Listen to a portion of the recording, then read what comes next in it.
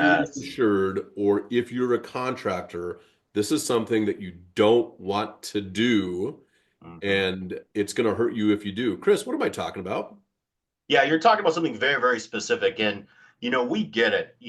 Having to file a claim, and whether it's damage to your roof, your office building, whatever the case may be, or if you had, pipe burst, it's a very emotional toll and basically situation to be in. So sometimes we all Right. get the emotions get the best of us. And what typically tends to happen is we tend to threaten people. And Yeah. so We get angry, we get angry and it's like, I want to frustrated. threaten you. And one of the biggest mistakes you can do is threaten your insurance company, especially your insurance adjuster that's handling that claim, that, you're going to threaten to sue them or seek legal advice because that happens. Taylor, what typically happens to that claim? Right. So do not threaten to sue your insurance company unless you're actually have an attorney on retainer and you're moving in that direction. Then if your attorney advises that, then do what you want. But what happens is when the insurance company feels threatened by a lawsuit, they have the right to basically put up the walls and start hiding things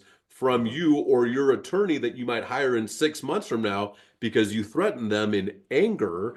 They have it's called anticipation of litigation. Then they can kind of put up the walls and say, hey, look, we're anticipating litigation. We are now calling all of this work product and Mhm. privileged information that we're sharing with our attorney that we don't have to share with anybody else. And it Mhm. becomes very difficult to get the information upon a subpoena. Again, we're not attorneys.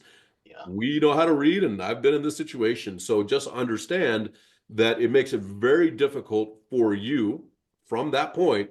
It also makes it very, very, very difficult if you bring us in as public insurance adjusters or if you bring in an attorney because they can hide behind that veil, that wall, Mhm. because you threatened a lawsuit. And that is the last place and worst position that you can be in if you want to pursue that avenue because it might diminish your ability to actually get your claim fully and fairly paid.